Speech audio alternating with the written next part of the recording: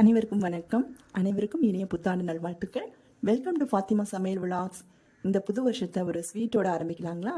என்ன செய்ய போகிறோம் அப்படிங்கிறது வாங்க வீடியோக்குள்ளே போய் பார்க்கலாம்.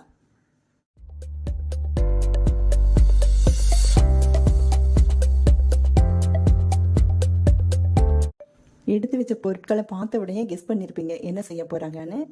எல்லாத்துக்கும் பிடிச்ச ரவா கேசரி தாங்க.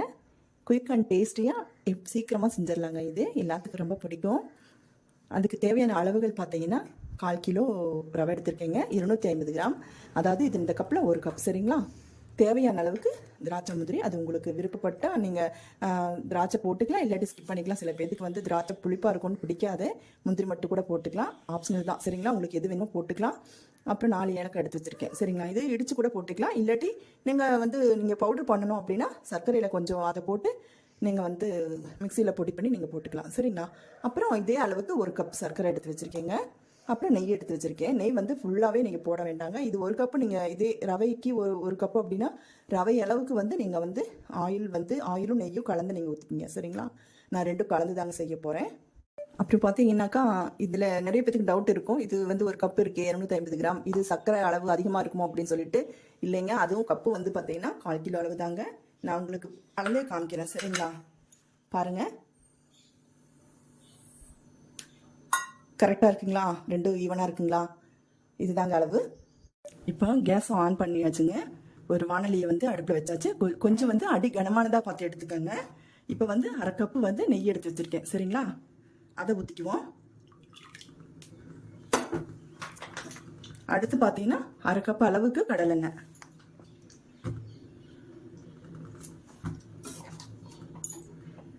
பாருங்க, அதை ஊற்றிக்கலாம்.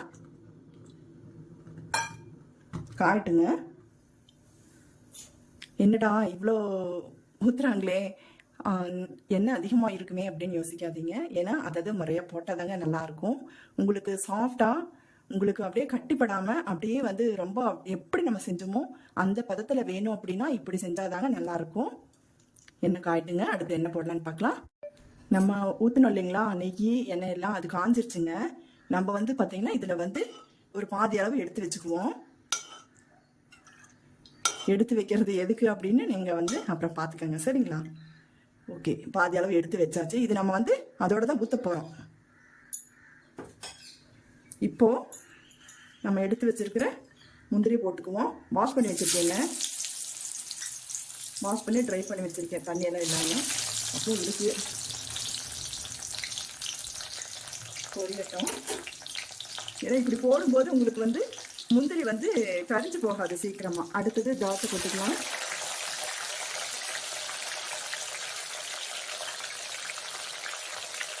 ஸ்கிப் பண்ணாமல் பாருங்க, சரிங்களா?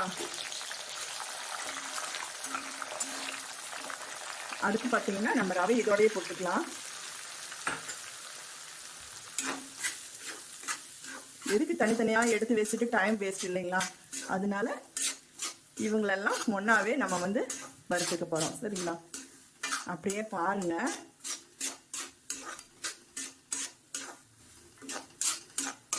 மீடியம் ஃப்ளேமில் வச்சுட்டு நம்ம வறுத்துக்கலாம்.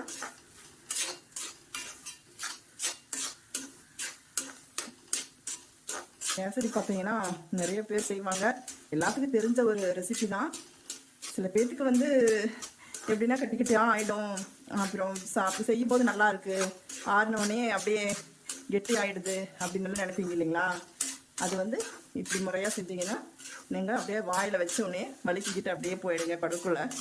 சூப்பராக இருக்கும். ஏன்னா சுகர் பேஷண்ட் எல்லாம் நிறைய பேர் இருப்பீங்க, இதை பார்த்த உடனே பாவம் உங்களுக்கெல்லாம் ரொம்ப இதாக இருக்கும், ஐயோ நம்ம சாப்பிட முடியலையே அப்படின்னு. தயவு செய்து தான் நினைக்காதீங்க. நீங்கள் அவங்களுக்கு செய்யணும் அப்படின்னா நாட்டு சர்க்கரை போட்டு செஞ்சு கொடுங்க. இதே மாதிரி கேசரி நீங்கள் நாட்டு சர்க்கரை போட்டு செய்யலாம். அப்புறம் வந்து வெல்லம் இருக்கு இல்லைங்களா, கருப்பட்டி வெல்லம், இதெல்லாம் அவங்களுக்கு வந்து கொஞ்சம் அசைக்கி அவங்களுக்கு செஞ்சு கொடுங்க.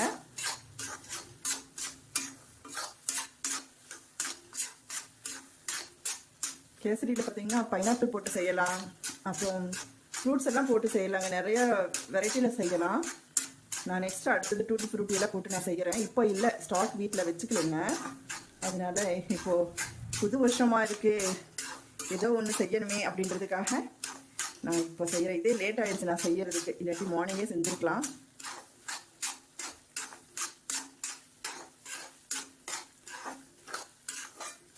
அப்படி கனமான பாத்திரம் மட்டும் வச்சுக்கோங்க சரிங்களா.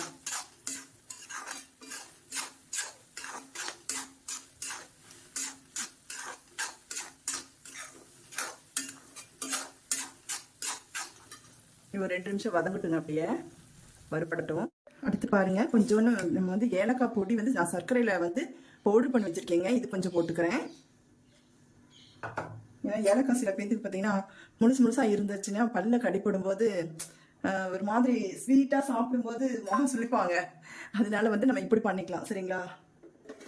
அது அவ்வளோதாங்க, ஓரளவுக்கு பாருங்கள் இந்த கலரே சேஞ்ச் ஆகிடுச்சு பார்த்தீங்களா. ஒரு லைட் கோல்டன் ப்ரௌன் வந்துச்சு பார்த்தீங்களா, போதுங்க.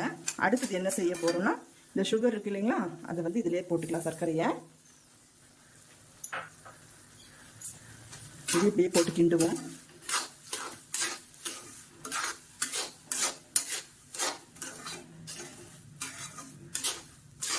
நீங்கள் இப்படி செஞ்சு பாருங்க. நீங்கள் வெளியில் வச்சா கூட நீங்கள் வந்து நிறைய குவான்டிட்டியில் செய்கிறீங்க அப்படின்னா அதிக அளவில் நீங்கள் ஒரு 2-3 நாளைக்கு 4 நாளைக்கு வெளியில் வச்சா கூட கேடாதீங்க, அவ்வளோ சூப்பராக இருக்குங்க, கெட்டு போகாது. கை மட்டும் போடக்கூடாது சரிங்களா. ஸ்பூனில் வந்து எடுத்துட்டு நீங்கள் அல்வா மாதிரி எடுத்து சாப்பிட்டுட்டே இருப்பீங்க, அவ்வளோ டேஸ்ட்டாக இருக்கும்.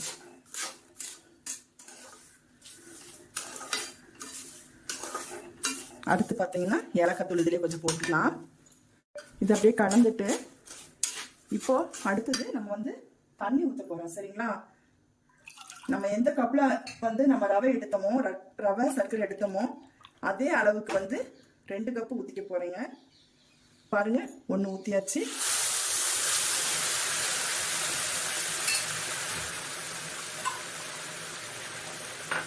இன்னும் ஊற்றுறாங்க. பார்த்தீங்கன்னா இது வந்து நம்ம வந்து தண்ணி வந்து சுடு தண்ணி தாங்க ஊற்றிருக்கோம். நல்லா கொதிக்கணுங்க தண்ணி, பச்சை தண்ணி ஊற்றிடாதீங்க, டேஸ்ட் வராது. அவ்வளோதாங்க. இது பார்த்தீங்கன்னா இது அப்படியே வந்து ஒரு மீடியம் ஃப்ளேமில் வச்சுட்டு அப்படியே ஒரு மூடி போட்டு விட்டுருவோம். அப்புறம் முக்கியமான பொருள் ஒன்று போடலை நம்ம சரிங்களா. கேசரி அப்படின்னா அந்த கலர் தானே. குங்குமப்பூ இருந்தால் நீங்கள் வந்து பாலில் கரைச்சி கொஞ்சம் ஊற்றிக்கலாம். என்கிட்ட குங்குமப்பூ தீர்ந்து போச்சு, அதனால வந்து கேசரி பவுடருக்கு வந்து நான் வந்து இப்போ ஃபுட் கலர் கொஞ்சம் ஆட் பண்ணிக்கிறேன். ஏன்னா கேசரினால இந்த கலர் இருந்தால் தான் நல்லாயிருக்கும், ஒயிட்டாக இருந்தால் அதனுடைய ஃப்ளேவர் வராது. ஓகேங்க, இது அப்படியே வந்து இவங்களை டிஸ்டர்ப் பண்ணாமல் ஒரு 10 நிமிஷம் அப்படியே விட்டுருவோம் மீடியம் ஃப்ளேமில் மூடி போட்டு. பாருங்கள், ஒரு முக்கியமான பொருள் போட்டுக்கலாம். என்னன்னு கேட்டிங்கன்னா சால்ட்டுங்க. ஏன்னா எந்த வந்து இனிப்பு பொருள் நம்ம செஞ்சாலும் கொஞ்சம் வந்து போடணுங்க, அப்போ தான் அதனுடைய டேஸ்ட் வந்து நல்லாயிருக்கும் சரிங்களா. போட்டுக்கோங்க. போட்டுட்டு நம்ம இவங்களை வந்து ஒரு கிண்டி விட்டுருவோம்.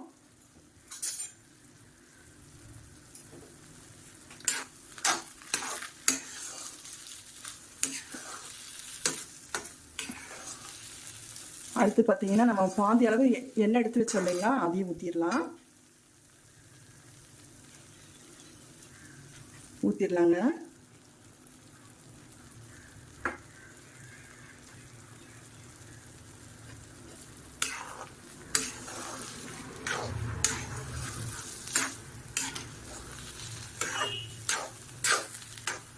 இன்னும் ஒரு 5 நிமிஷம் அப்படியே இருக்கட்டுங்க, சிம்மிலேயே இருக்கட்டும். பார்ப்போம்.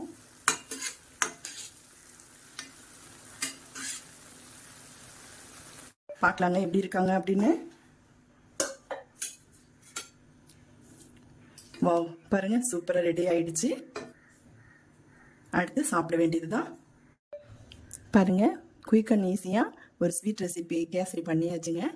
நீங்களும் உங்கள் வீட்டில் இதே மாதிரி செஞ்சு பாருங்கள், ரொம்ப சூப்பராக இருக்குங்க. ரொம்ப பாருங்கள் சாஃப்டாக இருக்குது பாருங்கள், இப்படியே இருக்குங்க. நம்ம வந்து இது வந்து ஒரு 3-4 நாளைக்கு வெளியில் வச்சு கூட சாப்பிட்லாங்க, அந்த அளவுக்கு வந்து ரொம்ப டேஸ்ட்டாக இருக்கும். என்னுடைய ரெசிபி பிடிச்சிருந்தா ஃபாத்திமா சமையல் விளாக்ஸ்க்கு சப்ஸ்கிரைப் பண்ணுங்கள், சப்போர்ட் பண்ணுங்கள். தேங்க்ஸ் ஃபார் வாட்சிங். அனைவருக்கும் நன்றி, வணக்கம். இனிய புத்தாண்டு நல்வாழ்த்துக்கள்.